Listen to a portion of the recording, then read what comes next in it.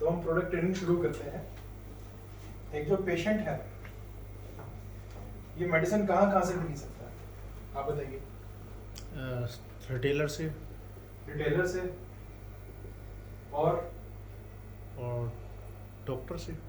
Doctor से medicine नहीं लेगा, वो तो पर्ची लिख के देगा। रिटेलर ही एक ऑप्शन बचता है। और भी ऑप्शंस है, ऑनलाइन ऑनलाइन ले सकता है। और दो ही ऑप्शन होते हैं हमारी नज़र में, एक ऑनलाइन एक RMP offline. GP, RMP GP. RMP GP हो गए, क्लिनिक्स हो गए। हाँ, यानी कि ये वो डॉक्टर्स हैं जो साथ साथ मेडिसिन भी दे देते हैं, साथ साथ रेकमेंड भी कर देते हैं। छोटे छोटे Dispensary अगर doctor। गांव में जाओगे, कस्बों में जाओगे तो आपने देखा होगा कि ऐसे ऐसे लोग भी हैं जो कि छोटी ऐसी दुकान मेरे पास ज़्यादातर डिस्पेंसरी ही डॉक्टर है, जो तीसरा ऑप्शन है। आरएमपी जीपी, और आउटपुट भी यहीं से निकल के आता है। इसके अलावा मैं पेशेंट के अलावा कस्टमर्स की भी बात करूंगा। इसके लिए मैंने सर से ही बात की थी, क्योंकि ये जो तीसरा ऑप्शन जो अपने पास है इसमें बिल नहीं बनते, बिल्कुल। और जब बिल नहीं बनते तो उनको स्कीम किस तरीके से प्रोवाइड की जाए, वो थोड़ा सा डाउट था हमको। इससे अगला है कस्टमर्स। कस्टमर्स में क्यों लिख रहा हूँ, क्योंकि हमारे कुछ आइटम ऐसे भी हैं जो कस्टमर्स भी खरीदते हैं, सिर्फ पेशेंट नहीं खरीदते। हमारा हेयर ऑयल हो गया, हमारा पेन ऑयल हो गया, हमारा बॉडी लोशन हो गया, हमारा विजाइनल वॉश हो गया, वीकलिंस हो गया। ऐसे ऐसे आइटम्स भी आपके पास, वी फेयर फेस वॉश हो गया। वो आइटम्स जो कि सिर्फ पेशेंट नहीं कस्टमर भी लेते हैं, डेली रूटीन में यूज करते हैं, जो कि ओटीसी आइटम्स है। वो सिर्फ इन पे नहीं, इसके अलावा आपका वो मार्केट में हर दुकान पे मिलता है। जनरल स्टोर पे, यानी कि परचून की दुकान पे, बिल्कुल। वहाँ भी अवेलेबल रहेगा। इसके अलावा आपका जनरल स्टोर के बाद कॉस्मेटिक स्टोर हो गए, वहाँ भी अवेलेबल रहेगा। इसके अलावा आयुर्वेदिक स्टोर्स हो गए, वैद हो गए, हकीम हो गए, यहाँ भी अवेलेबल रहेगा। राइट। इसके अलावा हॉस्पिटल के काउंटर्स, जो बड़े हॉस्पिटल्स होते हैं उन्होंने अपने ही काउंटर्स पे स्टॉक रखवाया होता है। डॉक्टर से पर्ची लो, बाहर मेडिकल स्टोर पे जाने की जरूरत नहीं है। उन्हीं का हॉस्पिटल, उन्हीं की मेडिकल, उन्हीं की डिस्पेंसरी है, वो प्राइवेट डिस्पेंसरी है। तो रिटेलर हो गया, ऑनलाइन हो गया, आरएमपी जीपी हो गया, जनरल स्टोर हो गया, कॉस्मेटिक स्टोर हो गया, आयुर्वेदिक स्टोर। इसके अलावा एक और हो गया ब्यूटी पार्लर। बिल्कुल। ये सारी जगह है जहाँ से पेशेंट मेडिसिन खरीदता है। अब ये तो है पेशेंट मेडिसिन खरीद रहा है। अब ये लोग रिटेल वाले जो हैं, ये किससे मेडिसिन ले रहे हैं? रिटेल वाले स्टॉकिस्ट, होलसेलर से। स्टॉकिस्ट से, जिसको हम कई जगह पे होलसेलर भी बोलते हैं, कई बार डायरेक्ट कंपनी से भी लेते कई बार हम हैं। डिस्ट्रीब्यूटर भी बोलते हैं। पर मेरा क्वेश्चन है आपसे कि हमें स्टॉकिस्ट या डिस्ट्रीब्यूटर की क्यों जरूरत है? अगर मैं आपको बोलूं कि सर मैं आपके हाथ में मोबाइल एक ऐप दे देता हूँ, उस मोबाइल ऐप में आप नाम डालो, एड्रेस डालो, ऑर्डर पंच करो, मैं आपके सीधा वहीं पे आपका स्टॉक पहुंचा दूंगा, तो उसमें क्या इशू है? मेरे को स्टॉकिस्ट की जरूरत क्यों है? पेमेंट पेमेंट का क्या इशू है? मैं इनसे माल लूंगा, माल पेमेंट आएगा, माल जाएगा। स्टॉकिस्ट की क्या रिक्वायरमेंट है? इतने इतने बड़े बड़े दुकानदार खुले हुए हैं, इतने बड़े स्टॉकिस्ट खुले हुए हैं। अगर रिटेलर को माल देने के लिए मैं डायरेक्ट माल दे सकता था, तो स्टॉकिस्ट की रिक्वायरमेंट क्यों है? स्टॉकिस्ट का सबसे पहला तो उसे मार्केट का ये चीज़ पता है कौन पार्टी कैसी है, सबसे पहला है नेटवर्क, और उसका नेटवर्क। दूसरा नेटवर्क विद रिस्पॉन्सिबिलिटी, यानी कि उसको पता है कि मेरे को किस पार्टी को कितना माल देना है, कितना पार्टी पे कितना पैसा मैं लगा सकती हूँ, तो रिस्पॉन्सिबिलिटी है। आप माल देंगे तो हमारा तो कैश में जाएगा, वहां पे पार्टी क्रेडिट भी लगेगी, क्रेडिट वर्सेस कैश, राइट है। पार्टी उधार भी लगा देंगी, और हम लोग उधार नहीं लगाएंगे, हम कैश भी माल देंगे जब ऑनलाइन देंगे। इसके अलावा टाइमिंग, अगर रिटेल में आप कोई ऑर्डर बुक करते हैं, उसमें कितने टाइम में आपको माल डिलीवर करना पड़ता है? Maximum 1 week, maximum 1 day. अगर रिटेलर ने आपको आज कोई आइटम लिखवाया है, तो अगर कल तक वो डिस्पैच नहीं हो, सप्लाई नहीं हुआ, तो माल नहीं लेता। उसको मैक्सिमम 1 या 2 दिन में सप्लाई चाहिए सर रिटेलर को, और हमारे यहाँ से जब माल डिस्पैच होगा उसको 3 या 4 दिन 5 दिन लग जाएंगे।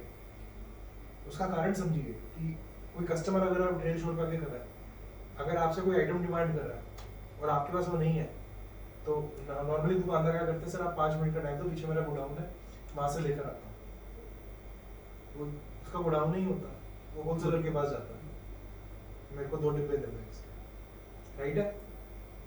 तो वो अगर वो वेट करने लग गया 1-1 हफ्ता, तो दुकानदार वेट थोड़ी कस्टमर थोड़ी वेट करेगा, वो साथ वाली पड़ोस की दुकान पे जाएगा, दूसरे से ले लेगा।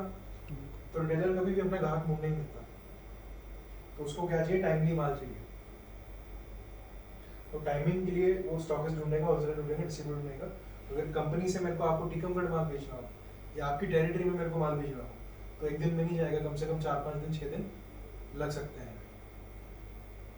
तो अगर मेरे को माल देना है, स्टॉकिस्ट बनाने का पर्पस यही होता है कंपनी का, एक तो नेटवर्क। अगर आप शायद 10 काउंटर को जानते हैं, 20 को जानते हैं, 50 को जानते हैं, 100 को जानते हैं, तो जो स्टॉकिस्ट बैठा है वो शायद 10 साल से बैठा है, 20 साल से बैठा है, वो शायद आपसे ज़्यादा एक्सपीरियंस लेके बैठा है मार्केट के अंदर, तो उसके पास एक्स्ट्रा काउंटर्स हैं, साथ में आपके साथ कुछ जोड़ता भी है। इसके अलावा क्रेडिट की फैसिलिटी भी दे पाता है वो मार्केट में, और कैश की सिर्फ फैसिलिटी नहीं देता। अगला टाइमिंग, उसको टाइमली माल देना। 5वां जो बहुत ही मेजर इंपॉर्टेंट पॉइंट है, MRP versus PTR. MRP versus PTR यानी कि अगर मैं कोई ऑनलाइन स्टॉक बेचता हूँ तो ऑनलाइन माल किस रेट पे बिकता है, एमआरपी। अगर मैं ऑफलाइन माल बेचता हूँ, अगर रिटेलर को आप एमआरपी में माल दे सकते हो? रिटेलर को माल कम से कम 40 से 50% का मार्जिन उसको चाहिए ही चाहिए।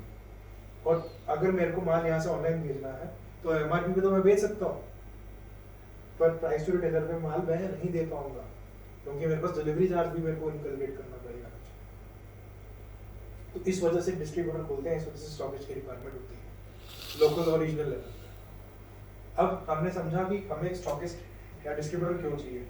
सेकंड क्वेश्चन इज, एक गुड स्टॉकिस्ट कौन है? एक गुड स्टॉकिस्ट कौन है? जो समय पे डिलीवरी दे और समय पे पेमेंट ले। एक तो सप्लाई टाइमली हो, दूसरा समय पे पेमेंट टाइमली हो, और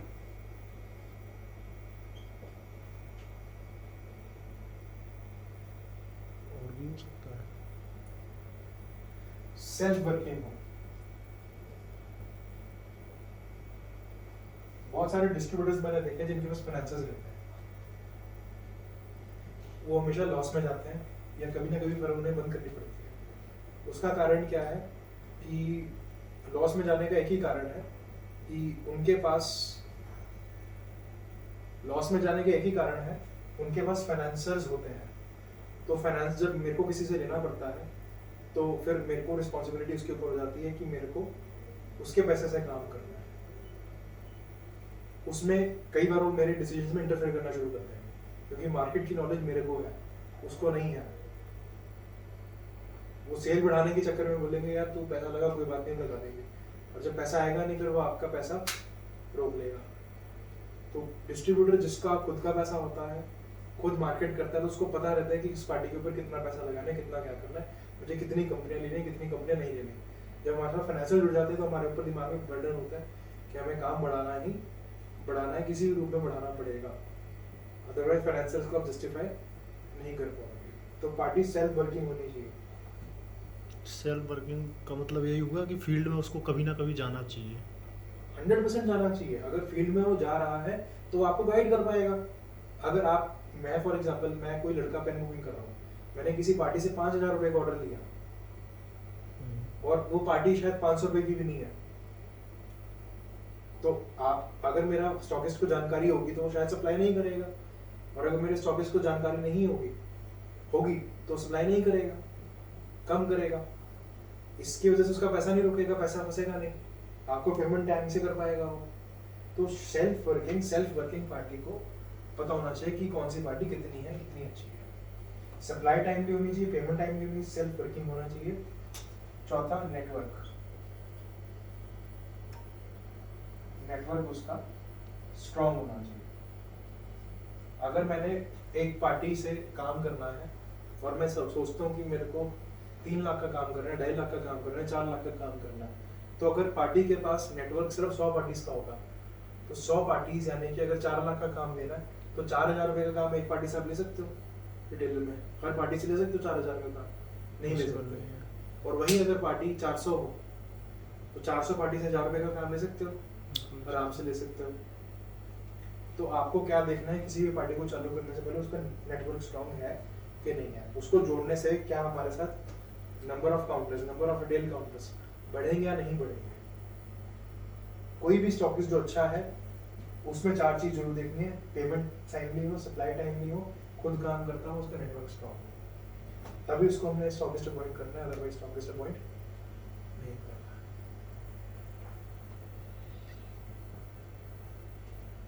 अपन स्टॉकिस्ट एक से ज़्यादा बना सकते हैं? बिल्कुल बना सकते हैं।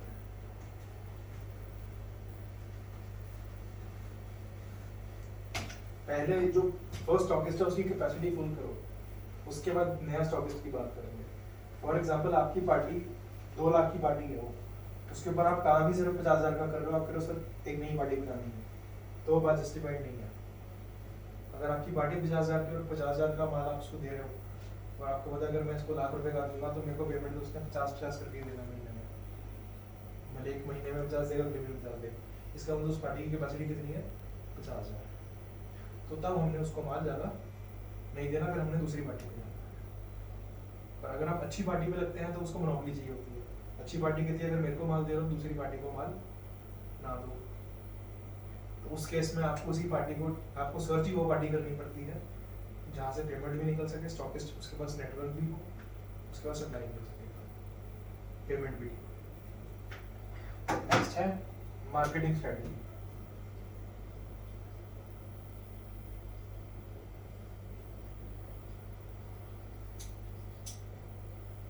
मार्केटिंग स्ट्रेटजी, मार्केटिंग सबको पता क्या होता है, स्ट्रेटजी यानी कि कैसे बेहतर हो सकता है, मार्केटिंग का काम कैसे और अच्छे से प्लान हो सकता है और अच्छे से काम बेहतर हो सकता है। तो आप सारे मार्केटिंग के पुराने लोग हैं या फिर कुछ फ्रेशर भी हो सकते हैं, कुछ ऐसे भी लोग हैं, आप मुझे बताइए कि मार्केटिंग में अगर अच्छा काम करना है तो क्या वे होता है? सबसे पहले प्रोडक्ट की नॉलेज। सर बोल रहे हैं प्रोडक्ट नॉलेज, क्योंकि मार्केटिंग में जब अपन जाएंगे तो प्रोडक्ट की अगर नॉलेज नहीं है तो सामने वाले को कन्वेंस ही नहीं कर पाएंगे। तो मैं पूछना चाहूँगा कि हम 2 लोगों को जानते हैं, राहुल गांधी को भी जानते हैं, हम अपना मोदी को भी जानते हैं, प्रोडक्ट नॉलेज शायद दोनों को है, पर फिर भी मोदी की मार्केट बड़ी है, राहुल गांधी की छोटी है, कारण क्या है? सर उसका सबसे बड़ा कारण तो यही है, प्रोडक्ट नॉलेज तो है हाँ बट उसको सही तरीके से बता नहीं सकते। बिल्कुल। तो सबसे पहला जो मार्केटिंग स्ट्रेटेजी जो आपने बोला प्रोडक्ट नॉलेज है, प्रोडक्ट नॉलेज नहीं है, communication of product knowledge, communication of product knowledge भी मैं बोलूँगा कम्युनिकेशन ऑफ नॉलेज। काम बढ़ता कैसे है? फेस वैल्यू से। बिल्कुल सर। फेस वैल्यू बढ़ने से, अगर आपकी फेस वैल्यू बढ़ती है तो आपका काम बढ़ता है। आपकी फेस वैल्यू कैसे बढ़ती है? पहला होता है रेगुलर विजिट, चाहे पार्टी ऑर्डर लिखवा रही है चाहे पार्टी ऑर्डर नहीं लिखवा रही है, हमने उस पार्टी के पास जाना ही जाना है। चाहे पार्टी ऑर्डर दे रही है नहीं दे रही है, उसको जाके पूछना जरूरी है, सर क्या हाल चाल है, सब बढ़िया, उससे हाथ जाके मिलाओ, उससे स्माइलिंग फेस में जाओ और फ्रेश मूड में जाओ, उसको ऐसा ना लगे कि ये सो के उठ के घर से आ गया। चाहे वो ऑर्डर दे रही है चाहे वो ऑर्डर नहीं दे रही है, उसके पास रेगुलर विजिट जाना जरूर है। मेरे पास भी अगर कोई सर लड़का है, मेरे को माल बेचना है, अगर 4 बार आ जाए शर्म से ऑर्डर लिखवा दूंगा, ये गारंटीड है। तो रेगुलर विजिट, पार्टी के पास जाना ही जाना है। जो अच्छा एक सेल्स ऑफिसर होता है वो 3rd या 4th टाइम पे ऑर्डर निकाल आता है। अगर मैं अपनी बात करूं, पहले नहीं तो दूसरी बार में पक्का निकाल लिया होगा, क्योंकि मार्केटिंग का एक्सपीरियंस हो गया। वैसे ही मैं आपको चाहूँगा कि अगर आप इस फील्ड में हैं तो आपके अंदर कैपेसिटी होनी चाहिए कि मैक्सिमम 3rd या 4th टाइम में ऑर्डर आना ही आना है। तभी कोई भी अच्छा लड़का होता है उसकी असेसमेंट 2 महीने के अंदर हो जाती है। 2 महीने के अंदर क्यों हो जाती है कि 2 महीने के अंदर वो चौथे विजिट कर लेता है, और जिस लड़के का चौथा विजिट में रिस्पॉन्स आ जाता है या तीसरे विजिट में रिस्पॉन्स आ जाता है, एक आइडिया लग जाता है कि इस लड़के का मार्केट में फेस वैल्यू है या बन गया है इसके बार बार जाने से। तो जाना बार बार है। सेकंड फेस वैल्यू का तरीका होता है कम्युनिकेशन। कम्युनिकेशन, अगर मैं किसी के पास जा रहा हूँ, बार बार जा रहा हूँ, पर अगर मैं कुछ बोल ही नहीं रहा हूँ तो कैसे मेरी फेस वैल्यू बढ़ेगी? सिर्फ जाने से तो काम होगा नहीं, जाना है तो कम्युनिकेशन भी करना है। कम्युनिकेशन जो होता है किस किस लेवल पे होता है? सबसे पहला होता है सेल्फ। हम किसी भी के पास जाते हैं, सबसे पहले हम अपने आप को इंट्रोड्यूस करते हैं। अगर मेरे को अपने आप का इम्पैक्ट डालना है किसी के ऊपर, तो इम्पैक्ट डालने का सबसे अपना इम्पैक्ट डालने का तरीका क्या होता है? पहला तरीका होता है उस पार्टी के साथ जुड़ो, उस पार्टी के साथ घुलो मिलो, उस पार्टी को अपना बना लो। उस पार्टी को अपना बनाने का तरीका क्या होता है? किसी से अगर लिंक निकल सकता है, लिंक निकालो। आपका कोई भाई है, कोई बंधु है, कोई दोस्त है, कोई मित्र है, कोई रिश्तेदार है, कोई आपका डिस्ट्रीब्यूटर है, कोई भी पर्सन जो उसके लिंक में ऑलरेडी है, उसका रेफरेंस ले सकते हो कि सर उसने भेजा है, उसने बताया है, उसने बोला है, उसने किया है। उससे पार्टी आपके साथ जुड़ती है। दूसरा, अगर वो बीजेपी का तो बीजेपी के हो जाओ, कांग्रेस का तो कांग्रेस ही हो जाओ, क्रिकेट में रुचि रखता है क्रिकेट में रुचि रखना शुरू कर दो। यानी कि हमें किसी भी तरीके से उससे बात करनी है, और बात जो भी होनी चाहिए कॉन्फिडेंस से होनी चाहिए। ये ना हो कि वहां जाके बस चुपचाप बैठे हो। आपने कम्युनिकेशन रखना है, कॉन्फिडेंस से कम्युनिकेशन करना है, और हंसते हुए चेहरे से करना है, फ्रेशनेस से करना है। ये ना लगे जो आपको पहले ही बोल रहा हूँ कि आप सो के उठ के जाओ। इसी से ही बात करो सबसे पहले अपने आप से। मतलब आपका इम्पैक्ट ये होना चाहिए कि तीसरी चौथी विजिट हो ना, तो आपकी शक्ल देख के बोले चल बैठ गया तेरे को ऑर्डर देता। ये सबसे पहला कम्युनिकेशन आपका सेल्फ का होता है। फेस वैल्यू कई लड़के ऐसे हैं जो बार बार जाते भी और पार्टी उनको बिठा के लिखवा देती है, क्योंकि ये ट्रस्ट बन चुका होता है उनके साथ, और पता होता है कि यार इस लड़के को मैंने खाली हाथ नहीं भेजना। तो सबसे पहला कम्युनिकेशन सेल्फ का होता है। दूसरा कम्युनिकेशन होता है कंपनी। दूसरा कम्युनिकेशन क्या होता है? जब मैंने अपने बारे में बताया उसके बाद मैं अपनी बुकलेट खोलूंगा। बुकलेट खोलूंगा तो क्या दिखाऊंगा? अपनी कंपनी कौन सी है। जब मैं अपने आप को इंट्रोड्यूस करूंगा, कंपनी को भी इंट्रोड्यूस करूंगा। तो कंपनी का इंट्रोडक्शन कैसे स्ट्रांग हो सकता है, कैसे प्रभावशाली हो सकता है कि मैं किसी से बात करूं, उसको मेरे से बात करने में अच्छा लगे, उसको लगे कि नहीं मेरे को उसको काम देना है, इस कंपनी का काम करना है।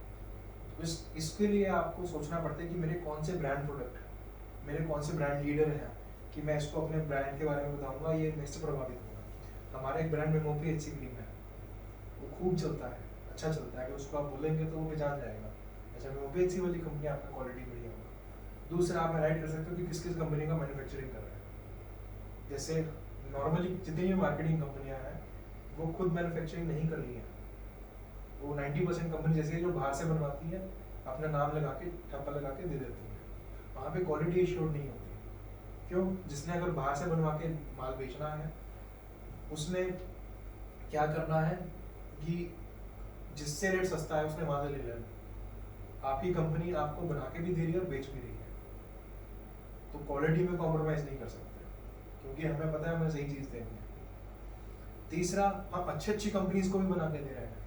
आपने लीफोर्ड का नाम सुना होगा, लीफोर्ड की जितना सॉफ्टवेयर है इसके अलावा आपने जाइडस की डीलर का देखा, मैनकाइंड का देखा, एल्कम का देखा।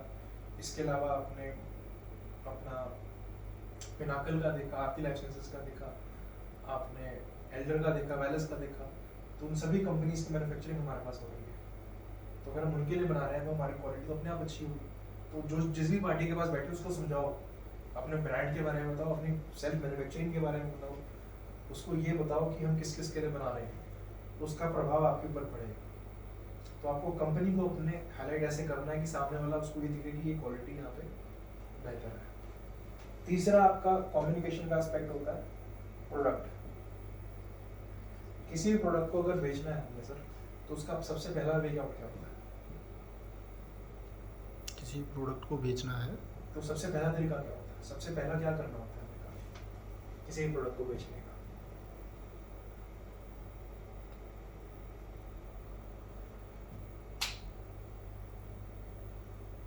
अगर आप कोई प्रोडक्ट खरीदते हो तो सबसे पहले क्या करते हो?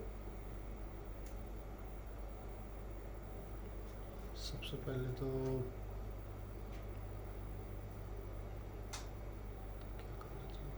नहीं समझ आ रहा। अगर मेरे को कोई प्रोडक्ट बेचना है, आप ये सोचो आप कंज्यूमर हो, आपने प्रोडक्ट बेचना नहीं, आपने खरीदना है। अगर मैं आपके पास कुछ बेचने आऊँ तो सबसे पहले आप क्या चाहोगे? ये मेरे फायदे की होनी चाहिए। आपने कभी बाइक खरीदी है? बाइक तो आपने कभी मोबाइल खरीदा? बिल्कुल खरीदा है, बिना देखे खरीदा है? सर्च करके। सामने देखा होगा, मोबाइल भी देखा होगा, उसके बाद फीचर्स की बात करी होगी, फिर यूएसपी की बात करी होगी, तो जो दिखता है वो बिकता है। तो सबसे पहला प्रोडक्ट बेचने का तरीका क्या होता है? डिस्प्ले। सबसे पहले प्रोडक्ट कैसे बिकता है? डिस्प्ले। डिस्प्ले का बेनिफिट क्या होता है? अगर आपको बाइक सुंदर लगी, अगर आपको मोबाइल फोन सुंदर लगा, उसका फायदा क्या है? कि आपके उसका जिज्ञासा जागती है, आपका इंटरेस्ट जागता है कि इसका रेट क्या है यार, इसके एवरेज क्या है, इसके फीचर क्या है, इसके साथ स्कीम क्या है। तो वैसे ही जब पार्टी प्रोडक्ट देखती है, उसको अगर प्रोडक्ट सुंदर दिखता है तो ये सोचता है कि मैं अगर रिटेलर को बेचूंगा या कस्टमर को बेचूंगा तो उसको मैं क्या बेच पाऊंगा इस प्रोडक्ट के अंदर। तो डिस्प्ले के आपके दो बेनिफिट हो सकते हैं। एक, आपकी डिस्प्ले जो है वो यूनिक हो सकती है, यूनिक यानी कि हटके। यूनिक आपके कौन से प्रोडक्ट हैं? आपका लिवो सिटीजन 5 है सॉफ्ट जेल में, किसी कंपनी का, या फिर मैं कहूँगा अगर बहुत कम लिमिटेड कंपनियां हैं जिसका लिवो सिटीजन 5 जो है सॉफ्ट जेल फॉर्म में आ रहा है। दूसरा आपका ब्रांड है डाइफेनाइड्रामेड ओपन 25, बहुत लिमिटेड कंपनी है जिनका इस पैकिंग के अंदर सॉफ्ट जेल कैप्सूल के अंदर ये फॉर्मूला आ रहा है। तो पहला डिस्प्ले आपका यूनिक हो सकता है, यानी कि हटके, यानी कि ऐसी चीज जो किसी और कंपनी के पास नहीं है, कम कंपनियों के पास है। दूसरा, अट्रैक्टिव,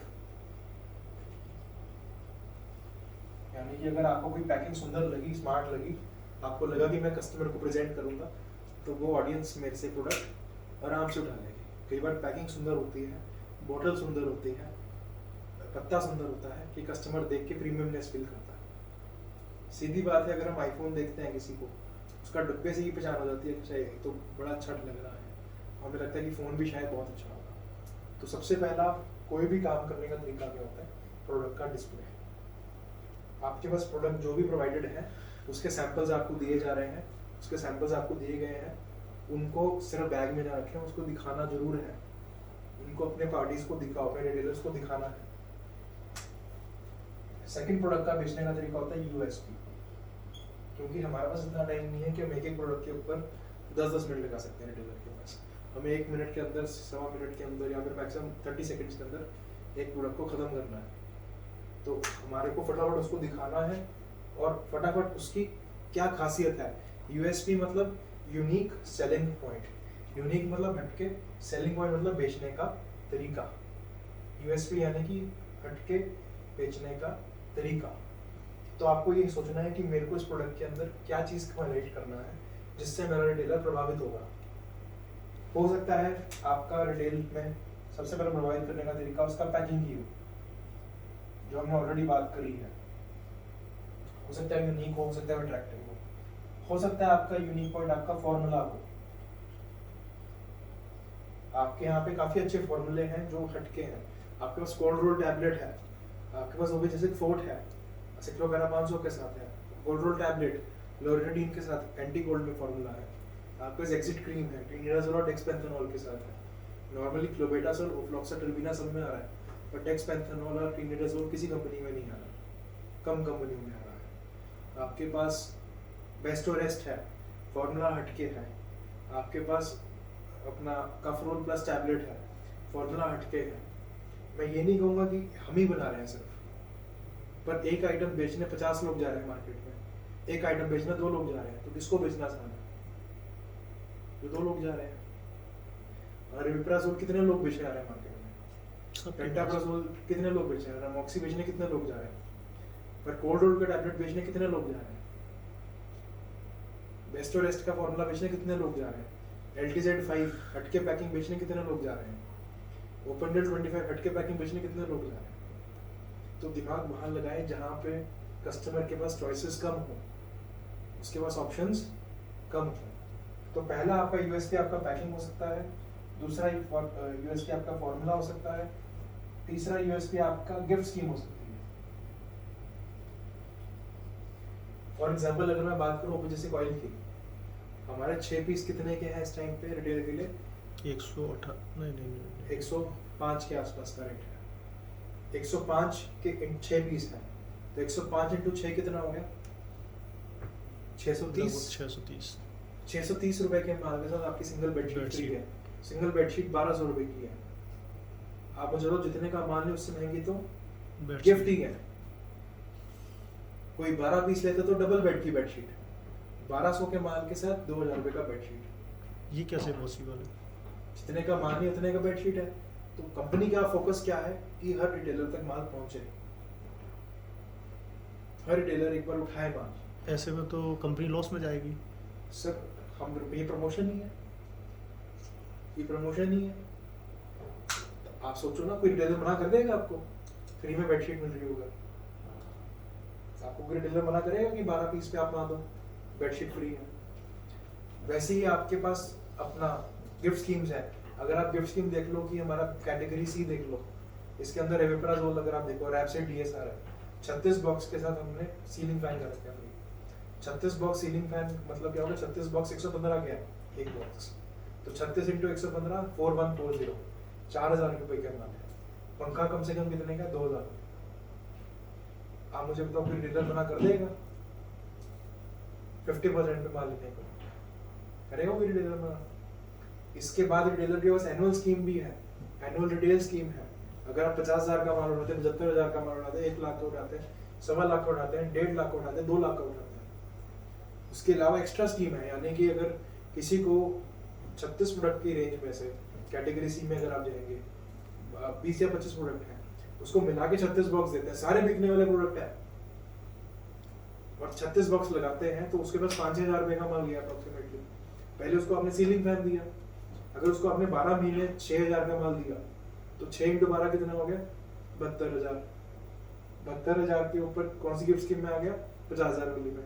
उसके ऊपर आपने उसको इलेक्ट्रिक तंदूर या फिर अगर उसको मिक्सर ग्राइंडर चाहिए वो एक्स्ट्रा फ्री दे दिया, 12 पंखे भी दिए और तंदूर या फिर ग्राइंडर भी एक्स्ट्रा हो गया। पार्टी तो नाचेगी, ये तो गिफ्ट ही गिफ्ट है।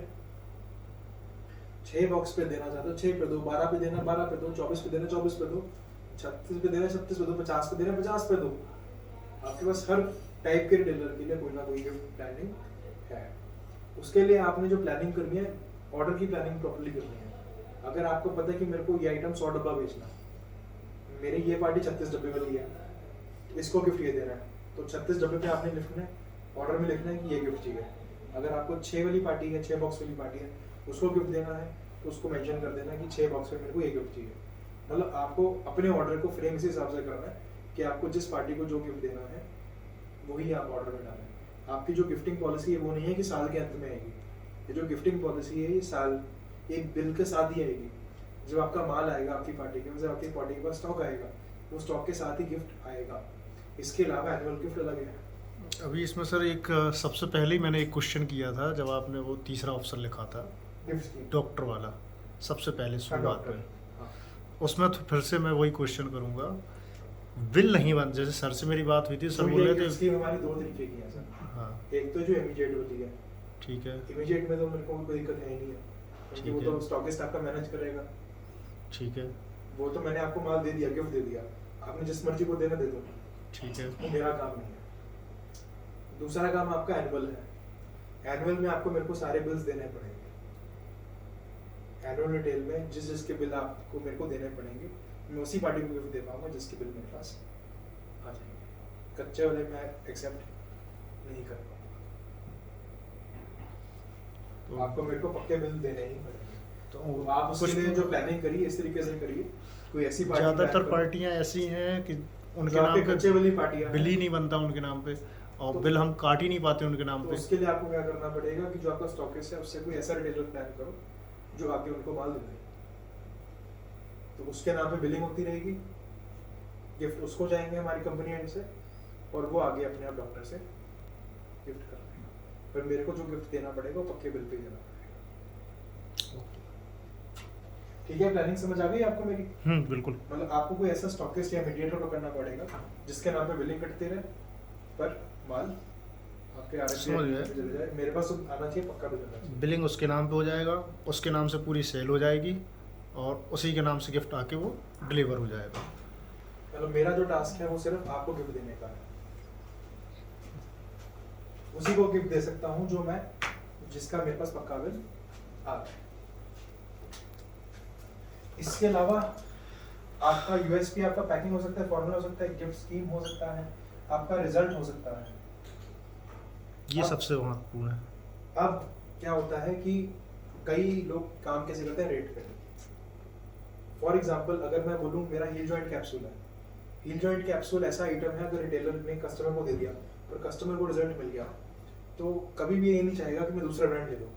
और वही रिजल्ट अगर रेविप्राज़ोल का है तो रिटेलर 2 मिनट में चेंज कर देगा, वो सस्ता मिलेगा, क्योंकि सभी रेविप्राज़ोल में सेम ही रिजल्ट है। पर अगर हील जॉइंट कैप्सूल की बात करोगे, जो मल्टीविटामिन में है, जो आपके ओटीसी प्रोडक्ट्स हैं, उनके ऊपर आपको फोकस करना चाहिए ज़्यादा, क्योंकि अगर उसका रिजल्ट कस्टमर को मिल गया तो रिटेलर उसको रिप्लेस नहीं कर पाएगा। तो आपको फोकस ये करना है, मैंने अपने ओटीसी प्रोडक्ट, पहली बार तो प्रोडक्ट फेस वैल्यू पे बिक जाता है, हाँ। दूसरी बार प्रोडक्ट रिजल्ट पे और आपका रिजल्ट क्यों आएगा, क्योंकि आपकी सेल्फ मैन्युफैक्चरिंग, आप अच्छी अच्छी कंपनीज के लिए मैन्युफैक्चर कर रहे हैं, और उसको बस इतना ही समझाना है कि भैया प्रोडक्ट कॉन्फिडेंस से बिकता है।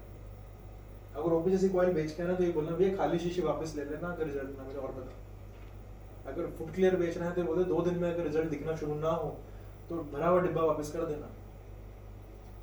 प्रोडक्ट फेस वैल्यू में रेगुलर विजिट हो, कम्युनिकेशन में कॉन्फिडेंस हो, चाहे अपनी बात करो तो कॉन्फिडेंस से करो। अगर आप अपनी बात भी कॉन्फिडेंस से नहीं करोगे तो कोई नहीं जुड़ता। आप कंपनी को भी कॉन्फिडेंस से रिप्रेजेंट नहीं करोगे तो नहीं जुड़ेगा। प्रोडक्ट को अगर कॉन्फिडेंस से नहीं जोड़ोगे तो नहीं जुड़ेगा। तो जो भी काम आपको करना है कॉन्फिडेंस के साथ ही करना पड़ेगा। रिजल्ट लास्ट है, रेट। 90% जो लड़के आज के डेट में फेलियर का कारण बनता है, वो ये बनता है कि ना खुद के ऊपर फोकस करते हैं, ना कंपनी में, ना किसी और चीज पे। वो जाते हैं रेट सुन के बाहर आ जाते हैं, क्योंकि पार्टी का एक ही नजरिया है, पर वो नजरिया आपको शेप करना पड़ता है। अगर मैं किसी पार्टी के पास बैठा हूँ, वो मेरे से सिर्फ रेट की बात करेगा, तो मुझे पता है कि मेरे को थोड़ा सा महंगा भी देके आना है, खुद भी कमाना है, और सामने वाले को समझाना भी है कि जो मेरी चीज है वो इतनी वर्थ रखता है, वो इतनी क्वालिटी रखता है। राइट है? तो रेट पे काम ना करें। अगर रेट पे आज तक जिसने काम किया वो हारा ही है, वो इस फील्ड में लंबा नहीं काम कर पाया है, वो कंपनी लंबी देर चल नहीं पाई है, क्योंकि रेट पे अगर मेरे को कमाई नहीं होगी, मैं आपको नहीं दे पाऊंगा। अगर दे भी दूंगा तो कब तक दे पाऊंगा? तो काम जो भी करना है वो भी वही करना है जो क्वालिटेटिव हो, जहाँ पे आपका रिपीटिशन हो, रेट पे ना। तो ये जो भी काम रहेगा, ये सारा रेगुलर मेथड ऑफ कम्युनिकेशन, इसका एक जो मूल है वो है कॉन्फिडेंस। इसके अलावा एक और स्ट्रेटेजी जो मैं शेयर करूंगा,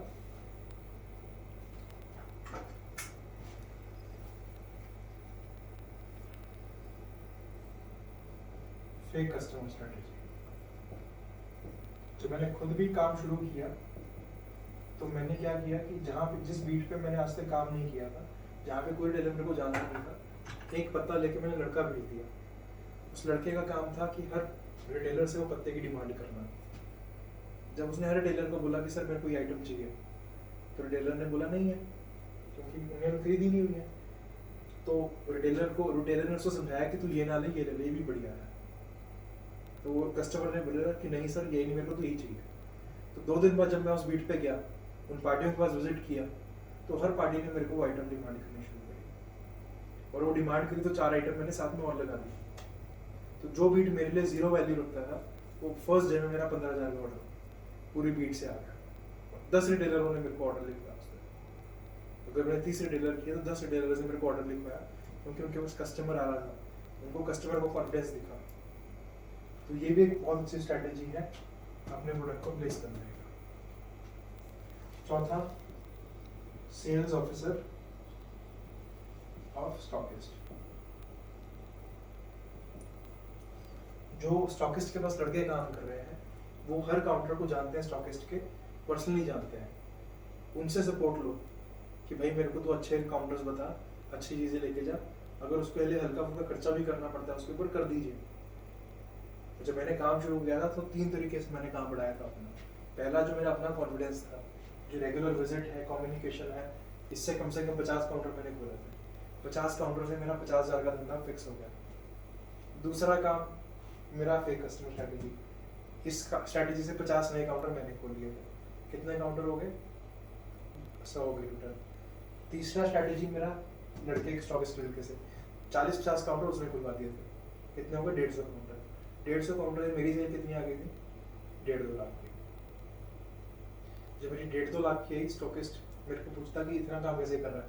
कि 1.5-2 लाख की सेल भाई तब आई जब मेरे पास कम से कम 250 काउंटर के ऑर्डर थे, जिसमें से 50 से 100 काउंटर के ऑर्डर उसने काटे थे कि इनको मैं सप्लाई नहीं करता, इसको मैं देता नहीं, इसको माल नहीं देते, गलत पार्टी है, खराब है। तो 250 में से कितने काउंटर रह गए? 150 में कितनी सेल है? 1.5-2 लाख की। फिर जब उसने देखा कि इसने 1.5-2 लाख की सेल कर ली विदाउट माई हेल्प, उसने उसी दिन मेरे को 30-40 काउंटर, अपने जो क्रीम काउंटर थे, ए ग्रेड काउंटर थे, वो लिखवा दिए सारे।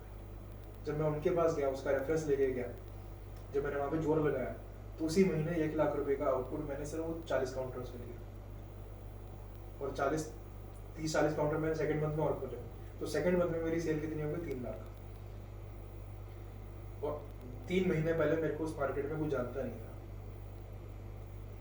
बट जुनून था, कोशिश थी, जोर था। यही तरीके थे जो मेरे को लगाने पड़ते, जो हम सब लगाते हैं। तो मेहनत करो और अपने दिमाग लगाओ, दिमाग से काम करो। ये मार्केटिंग स्ट्रैटेजी हम इसलिए डिस्कस कर रहे हैं। मार्केटिंग स्ट्रैटेजी वही इंसान सोचेगा जिसको काम करना है, जिसको मेहनत करनी है। तो मेहनत करो, दिमाग लो, एम्बिशियस बनो। इस फील्ड में अगर आप आए हो तो हो सकता है आज आप एक सेल्स ऑफिसर हो, पर अगर आप फ्यूचर में जाओ तो एएससी भी बन सकते हो। एएससी के बाद आरएम भी बन सकते हो। आरएम के बाद आप एनएम भी बन सकते हो सकता है अपना डिस्ट्रीब्यूशन पॉइंट भी लगा सकते हो सकता है अपना रिटेल स्टोर भी लगा सकते हो सकता है आप गवर्नमेंट का काम भी कर सकते हो सकता है आप एक्सपोर्ट का काम भी कर सकते हो। तो फार्मा फील्ड जो कुआं है, इस कुएं का कोई अंत नहीं है। जितना काम करेंगे उतना कम लगेगा। तो अगर ग्रोथ करनी है इस फील्ड में तो अपॉर्चुनिटीज बहुत है, बट यहाँ पे विशियस पर्सन चाहिए। यहाँ पे सेल्स की कोई कमी नहीं है, सर्व एम्बिशंस की कमी है। अगर कोई ना बनना चाहे तो अपने आप को एम्बिशियस बनाओ, अपना वे ढूंढो। ये मेरा वे था जो मैं आपको बता रहा हूँ। अपना रास्ता ढूंढो कि मेरा रास्ता क्या है। जो मैंने कॉमनली देखा वो यही है कि आपको फेस वैल्यू बढ़ानी है तो बार बार जाइए, अपने कम्युनिकेशन को स्ट्रॉन्ग रखिए, कॉन्फिडेंस से रखिए, चाहे खुद को रिप्रेजेंट करें, चाहे कंपनी को, चाहे प्रोडक्ट को। आपकी रिप्रेजेंटेशन स्ट्रॉन्ग होनी चाहिए। अपने कस्टमर्स को कैसे एंगेज कर रहे हैं अपने साथ उसको देखो, स्टॉकिस्ट लड़के की हेल्प लो। इसके अलावा एक बहुत इंपॉर्टेंट और पॉइंट है टाइमिंग, जो बहुत लोग मिस करते हैं। टाइमिंग यानी कि जब हम सुबह सुबह जा रहे हैं तो हम लोग कहते हैं कि सुबह मार्केट जल्दी शुरू करो, मार्केट टाइम से शुरू करो। उसका कारण क्या है? रात को जब कोई रिटेलर दुकान बंद करता है तो ये देखता है कि कितने बज गए हैं, वो देखता है कि कितना स्टॉक हो गया खत्म मेरे पास और कौन कौन सा स्टॉक मेरे को ऑर्डर लगाना है। तो सुबह सबसे पहले आके वो उसने स्टॉकिस्ट को कॉल करना होता है, डिस्ट्रीब्यूटर कॉल करता है कि भैया मेरे को ये आइटम भेज दो, ये आइटम भेज दो, वो आइटम भेज दो, ये भेज दो। तो अगर आप जल्दी सुबह सुबह पहुंचते हैं, अच्छे काउंटर पे पहुंचते हैं, तो वो उसकी रिक्वायरमेंट आपके पास शिफ्ट हो जाती है, वो ऑर्डर वो आपको दे देता है। उससे आपकी एंट्री भी हो जाती है, आइटम भी इंट्रोड्यूस हो जाता है, साथ में 2-4 और आइटम्स लगने का भी कोशिश हो जाती है और उसका मूड भी फ्रेश होता है सुबह सुबह, क्योंकि उसके बाद ग्राहक आ जाएगा, कस्टमर आ जाएगा, फिर कस्टमर के साथ साथ वो अटेंड नहीं कर पाता प्रॉपर। तो अगर हम सुबह सुबह अर्ली जाते हैं, अगर आपका इंटीरियर में है काम तो इंटीरियर में 8 साढ़े 8 तक सारे काउंटर खुल जाते हैं। अगर आप लोकल कर रहे हैं तो 9:30-10 बजे के आसपास काउंटर खुलना शुरू हो जाते हैं। तो अपने एरिया को आइडेंटिफाई करो कि मेरे काउंटर कब खुल रहे हैं, और काउंटर खुलने से पहले या खुलते खुलते आपने वहाँ पे पहुँच जाना है जो अच्छे काउंटर से, ताकि वो ऑर्डर्स आपके पास आ जाए तुरंत। तो बहुत इंपॉर्टेंट रोल है टाइमिंग का। तो ये सारी मार्केटिंग स्ट्रेटेजी है। इसके अलावा एक बहुत अच्छी मार्केटिंग स्ट्रेटेजी है बैनर्स और पोस्टर्स।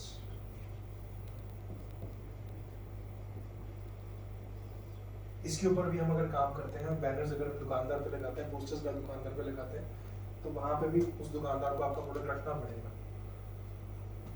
उसके तहत आप उसके पास और आइटम्स भी रखवा सकते हैं, उससे आपका प्रमोशन भी हो जाता है प्रोडक्ट का। तो ये सारे तरीके हैं मार्केटिंग के अंदर। कोई आपका सजेशन हो इसके अलावा तो आप मेरे को शेयर कर सकते हैं। है सर?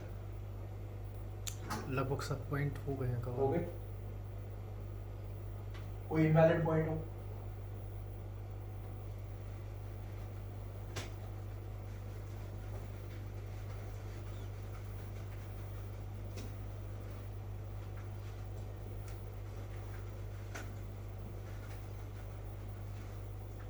तो अब आते हैं कि अब हमने जब काम शुरू करना है तो सबसे पहला काम क्या होना चाहिए हमारा?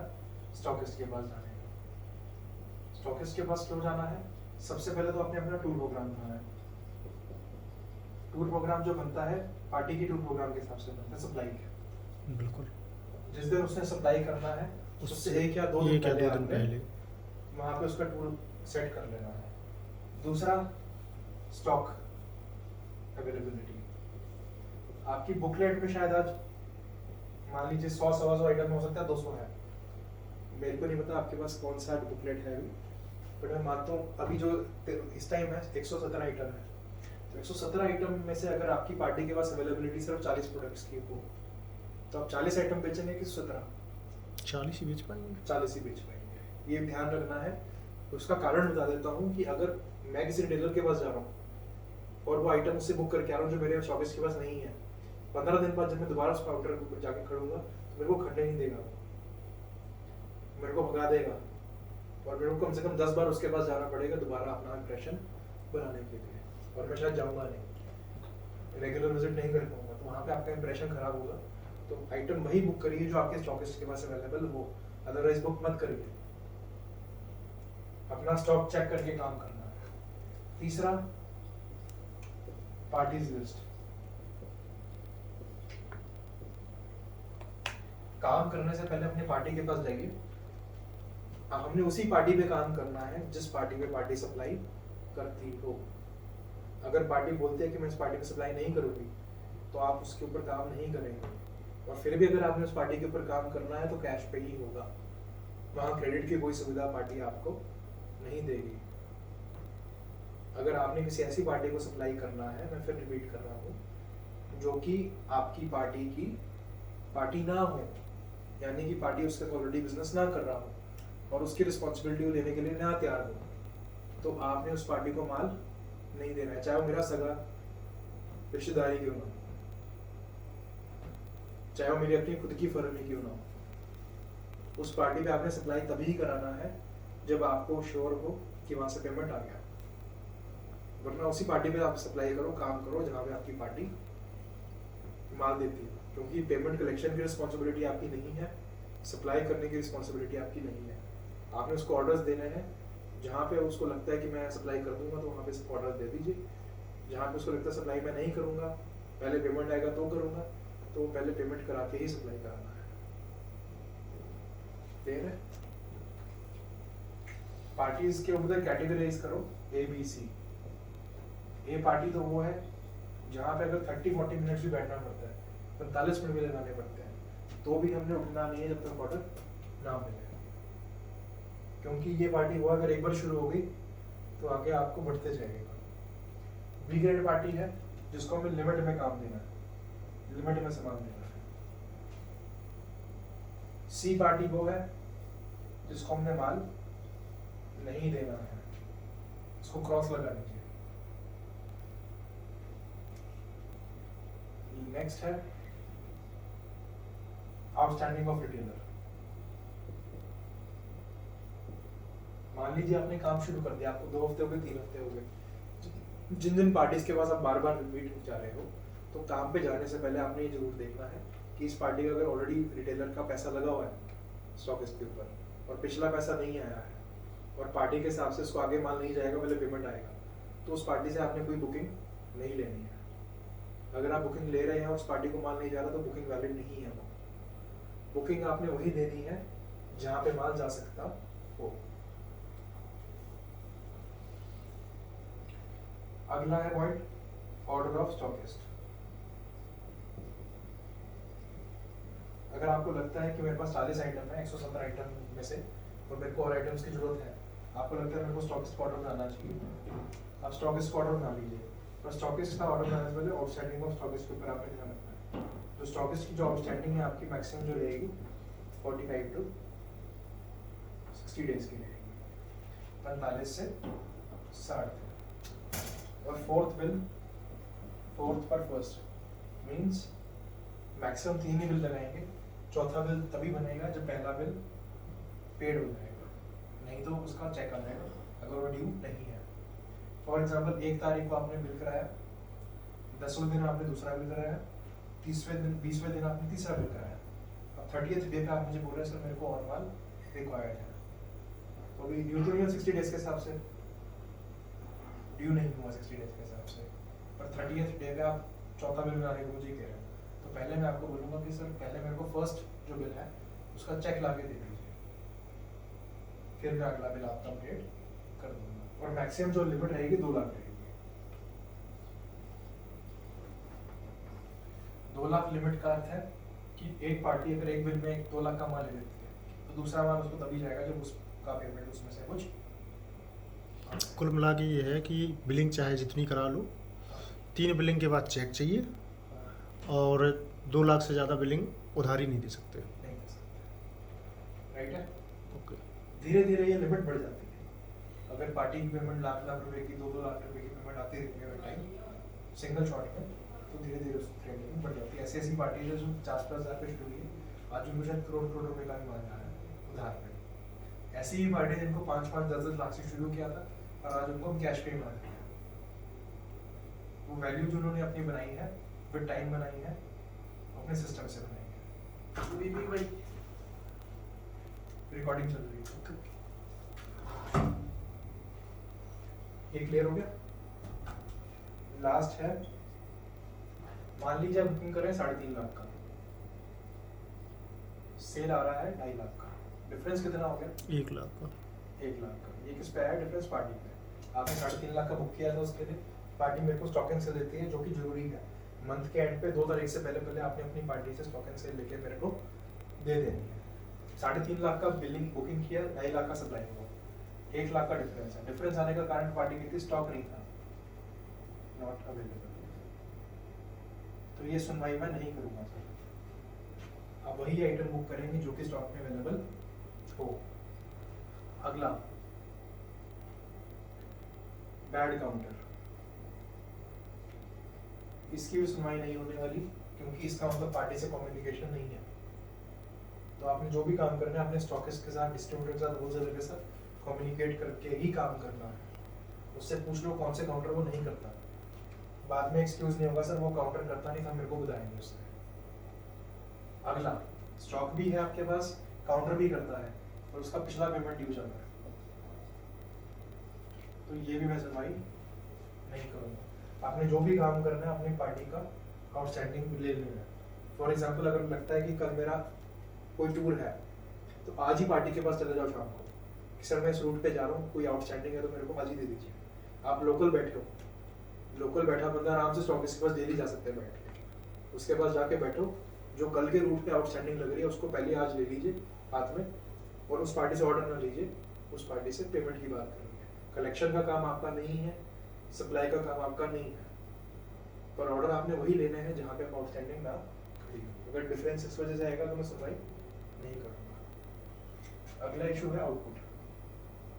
पार्टी के लिए कि सर 2 लाख का 2,000 रुपये का ऑर्डर है, 80 किलोमीटर जाना, 80 किलोमीटर आना, तो मेरे को फिजिबल नहीं बनता सर इतने से माल के लिए सप्लाई करना, तो ये भी सुनवाई नहीं होगी। आउटपुट प्लान करो, आप MR हो कम से कम 15-10 हज़ार का आउटपुट तो कंपल्सरी एक टूर पे आप जा रहे हो। अपने हर टूर पे कम से कम 30-40 पार्टियाँ अवेलेबल है, और 30-40 पार्टियाँ हैं अवेलेबल, तो 10-12 पार्टियों को तो ऑर्डर आएगा, 10-12 का ऑर्डर आएगा तो कम से कम 10-15 हज़ार का तो अपने आप बन जाएगा। तो आपको आउटपुट देख के चलना है, टारगेट कम से कम 2.5-3 लाख का आपका रहेगा।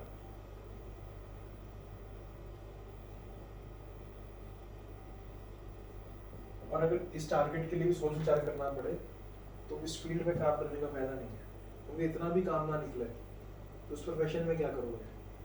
आपका आउटपुट ही नहीं आएगा, आप सेल्स जस्टिफाई नहीं कर पाओगे, अपनी सैलरी एक्सपेंसेस जस्टिफाई नहीं कर पाओगे। तो आपको अपना आउटपुट देख के चलना है कि मेरे को कम से कम 3.5 लाख आउटपुट निकालना है। मैथिकल वर्क में काम नहीं कर रहे कि लाख रुपए का काम किया तो कंपनी को 50% बचता है। हम जेनरिक ओटीसी में काम कर रहे हैं। यहाँ कम से कम 2.5-3 लाख आउटपुट रिक्वायर्ड है, और 2.5-3 लाख का आउटपुट अगर आप 200-300 काउंटर बना लेंगे तो अपने आप ही आ जाएगा, आपको ज़्यादा जोर नहीं मारना पड़ेगा। तो आज की डेट में इस प्रोफेशन में वही कामयाब है जिसके पास 250-300 काउंटर तो वो खाता है। और अपना फोकस भी इसी पे रखना है कि मैक्सिमम से मैक्सिमम काउंटर पे ऑर्डर करना है, मैक्सिमम से मैक्सिमम काउंटर पे कवरेज करनी है। हर काउंटर पे कुछ जाके कोशिश करो, उसको कुछ ना कुछ देकर तो निकलना ही निकलना है। अगला फेक रिपोर्टिंग, फेक बुकिंग, यानी कि पार्टी के लिए सर मेरे पास 2.5 लाख के ऑर्डर रहे हैं, मेरा कोई ऑर्डर कैंसिल नहीं है, आप मेरे को बताओ कौन सा कैंसिल है। तो फेक बुकिंग हुई, इसकी सुनवाई नहीं होगी सर, क्योंकि आपकी मंथ एंड पे स्टॉक एंड सेल आएगी, पार्टी बाय सेल भी आ जाएगी, क्योंकि उसी बेसिस पे सैलरी बननी है। तो फेक बुकिंग वाला काम नहीं होना चाहिए। डबल बुकिंग, एक ही ऑर्डर 2 बार दिखाना, ये भी काम नहीं चलेगा, ये भी जल्दी समझ आ जाएगा। तो हमने कोई भी ऐसा काम नहीं करना जहाँ पे हम क्वेश्चनेबिलिटी में है। अपने आप को साफ सुथरा लेके चलना है, ऑनेस्ट वर्किंग में रखना है। काम 2.5 लिख रहा हूँ, मैं 3 लिख रहा हूँ, अगर 2 भी होगा 1.5 भी होगा मैं समझूंगा, क्योंकि टाइम के साथ बढ़ता है, ग्रेजुअली बढ़ता है। एक दिन में मैं भी बोलूँगी ऐसे हम बिल्कुल सार्वजनिक नहीं हो सकता, उसको टाइम मेरे को भी देना पड़ेगा। तो स्टार्टिंग में 2-3 महीने का मैं टाइम दूंगा, बट ऑनेस्ट वर्किंग ही होनी चाहिए। वो तो सर 10 दिन में ही समझ में आ जाता। तो ऑनेस्ट डिसऑनेस्ट वर्किंग ना हो। अब ये डिफरेंसेस ना हो। लगता है ऐसा कि हम बना रहे हैं, लेकिन कंपनी के पास भी धुरंधर बैठे हैं पकड़ने के लिए। तो 3.5 लाख का बुकिंग 2.5 लाख में ना हो। अगर ये रीजन नहीं है तो सप्लाई का इशू है इसका मतलब। अगर सप्लाई का इशू है, उस वो इशू ना है, उसके लिए कंपल्सरी है कि आप डेली विजिट करिए पार्टी के पास। आप लोकल बैठो, डेली विजिट करो, डेली विजिट करके उसके पास जाके उसका स्टॉक लो कि क्या पड़ा मेरे पास। दूसरा, सप्लाई के लिए बिल क्रिएट करवा लो, सामने बैठ कर उसको बोलो सर मेरे सामने पैक कर दो सारा स्टॉक, बिल करवा लो अपने सामने बैठ के। उसको उसमें आपको इंश्योरेंस हो जाएगी, मेरे सारे बिल कट गए, मेरे सारे बिल सप्लाई हो जाएंगे। सी, नए काउंटर्स का डिस्कशन करो, इस तरह और कौन से काउंटर हो सकता हूँ और कौन सी चीज़ हो सकता हूँ। डेली प्लानिंग करो कि काम कैसे बढ़ सकता है, डेली अपने माइंड को बढ़ाओ। इसके अलावा स्टॉक देखा अपना, सप्लाई देखा, न्यू काउंटर्स प्लानिंग हुई। इसके अलावा अगर कोई कंपनी को ऑर्डर बनता है लगाना तो ऑर्डर बना के लगा दो, अगर कोई पेमेंट कलेक्शन है तो पेमेंट कलेक्शन कर दो। मतलब ये आपका R&D पीरियड होता है, R&D पीरियड, ये पूरे दिन का एक। इसके अलावा आपने आउटस्टैंडिंग दे दो रिटेलर्स का, जिस टूर पे आपने कल जाना है, आपको लगता है कल मेरा ये टूर है, उसका आउटस्टैंडिंग मतलब उसका, जो मान लो कल मेरा टूर छत्तीसगढ़ का, छत्तीसगढ़ के टूर पे मेरे वहाँ पे 40 पार्टी है, 30 पार्टी है, उसमें से ये 3 पार्टियाँ आप पार्टी को आराम से पेमेंट नहीं कर रही, तो वहाँ जाके आपको लगता है उनको ऑर्डर नहीं लेना, बट मेरे को उनसे पेमेंट की बात पार्टी से करनी है, ताकि उनका लड़का है तो उनकी पेमेंट हो जाए, क्योंकि ऑर्डर आपने दिया था, तो आप पार्टी को पेमेंट के लिए जवाब देते हो, आपको मना नहीं करते। तो इसके लिए तो एक चीज़ और भी है ना कि अपनी कंपनी के अलावा और भी बहुत सारी कंपनियां वो लिए हुए हैं ऑलरेडी स्टॉकिस्ट, तो उसकी भी पेमेंट है। नहीं, हमने सर अपनी पेमेंट की बात करी। अगर आपको लगता है आपके माल की पेमेंट नहीं आ रही तो उससे बात करने की जरूरत है, अदरवाइज पेमेंट की बात करने की जरूरत नहीं। राइट है, आगे बढ़े। बिल्कुल, लास्ट पॉइंट पे हम आते हैं। वॉशरूम हुआ ना क्या? हाँ, बस वैसे मेरा काम ना सिर्फ 5 मिनट्स का रहेगा, 5 मिनट हो जाएंगे बस। बहुत देर से रोके हैं हालांकि। मैंने भी निकलना है यार, अभी तो फ्री हुई है, मेरे को भी जाना ही है। अगला आ जाओ रिपोर्टिंग, लास्ट है। ये रिपोर्टिंग का जो हमारा फॉर्मेट है अभी व्हाट्सएप पे है, बहुत जल्दी हमारी ऐप भी आ जाएगी। चल रहा है ये। तो बिफोर 9 o'clock सुबह सुबह आपका good morning message, date, name, area, headquarter, stock किसके लिए काम हो रहा है, और जॉइंट, किसके साथ आपका जॉइंट है? ये सारा कुछ आपने जॉइंट का मतलब? मैनेजर, अच्छा, वर्किंग विद, आप अपने मैनेजर के साथ अगर काम कर रहे हो तो उसको भी मेंशन करो। जिस दिन मैनेजर के साथ काम कर रहे हो उस दिन ज्वाइन करना है कि पर डे ज्वाइन करना है? जिस दिन मैनेजर के साथ काम करना है उस दिन। उस दिन, ठीक। इसके अलावा आपका लोकेशन, व्हाट्सएप पे लोकेशन डालना आता है आपको? बिल्कुल सर। 8 घंटे का लोकेशन, लाइव लोकेशन, ये कंपल्सरी है, ये तो हर कंपनी मांगती है। ठीक। इसके बाद आपका DCR, DCR यानी कि डेली कॉल रिपोर्ट, ये आपको डालना जरूरी है। इसमें जो पार्टीज के पास आप गए उनके नाम, उनके नंबर और कितनी अमाउंट का मैंने ऑर्डर दिया, पर डे बना के डालना पर डे पड़ेगा। पर। जिनका ऑर्डर नहीं मिला उनको भी मेंशन करना है, नाम और नंबर। आपके पास DCR कॉपी मिली हुई है आपको? सब है उसमें। दिखाएंगे मेरे को?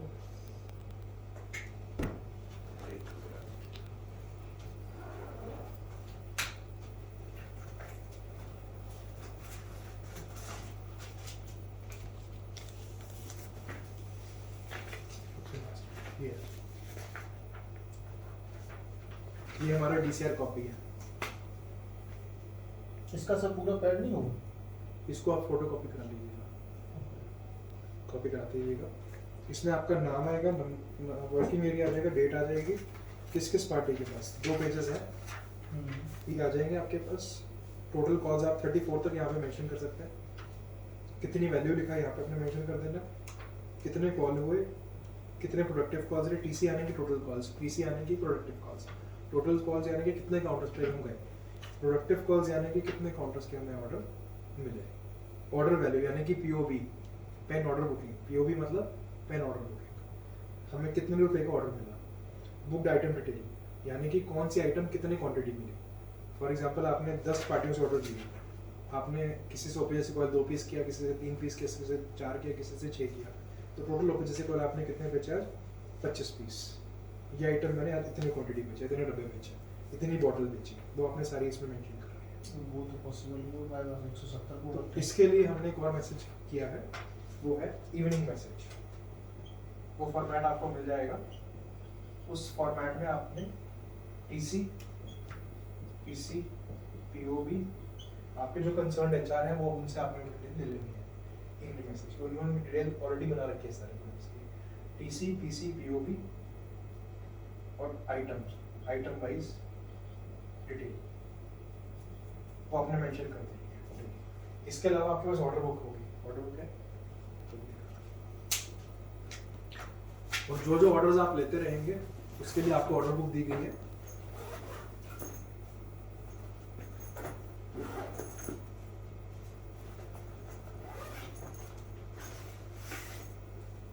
ये ऑर्डर बुक आपको मिली होगी। इस ऑर्डर बुक में जो वाइट पेज है ये इस पे ऑर्डर लेना है, इस पे ऑर्डर लेना है, साथ में आपने वो परचेज कर लेना जो कार्बन पेपर। ये जो कॉपी है येलो वाली आपके पास, ये हमेशा आपके पास ही रहेगी। जब भी हम मीटिंग में बैठेंगे, किसी भी स्टॉकिस्ट मीटिंग में या फिर आपके साथ में मेरी मीटिंग होगी, तो ये येलो पेज आपके पास मीटिंग में होना चाहिए हमेशा। और ये जो वाइट पेज है ये आपने स्टॉकिस्ट को दे देना है। ये आपकी ऑर्डर बुक है, इसके अंदर आपका नाम आ जाएगा, पार्टी का लाइसेंस नंबर आ जाएगा, GST, डेट, किस स्टॉकिस्ट का ऑर्डर है वो लिखोगे, कौन सी आइटम है, यहाँ पे गिफ्ट आइटम्स मेंशन कर दोगे किस किस का है, और यहाँ से पार्टी का साइन ऑफ स्टैम्प करा दोगे, और डेट जरूर मेंशन करनी है पार्टी के ऑर्डर में। तो ये है। इसके अलावा 2 लास्ट के पॉइंट्स हैं, एक तो है प्राइमरी सेल, एक सेकेंडरी सेल। प्राइमरी सेल क्या होती है? वो सेल जो कंपनी से आपके स्टॉकिस्ट को मिल गया। सेकेंडरी सेल जो स्टॉकिस्ट से आगे रिटेलर को गया, या किसी भी केमिस्ट को गया, हॉस्पिटल में गया, जो भी गया। तो ये प्राइमरी सेल है, एक सेकेंडरी सेल है। जो भी एसओज हैं, जो भी सेल्स ऑफिसर्स हैं, उनके जो टारगेट्स हैं वो प्राइमरी सेल के ऊपर बेस्ड नहीं है, उनके सेकेंडरी सेल पे बेस्ड है। प्राइमरी सेल यानी कि प्राइमरी, सबको पता है पहली सेल कौन सी होती है? कंपनी से स्टॉकिस्ट की। वो काम आपका नहीं है, आपका काम है स्टॉकिस्ट से आगे माल निकालना। सेकेंडरी सेल, जो भी आपके टारगेट मिलेंगे वो सेकेंडरी सेल के ऊपर।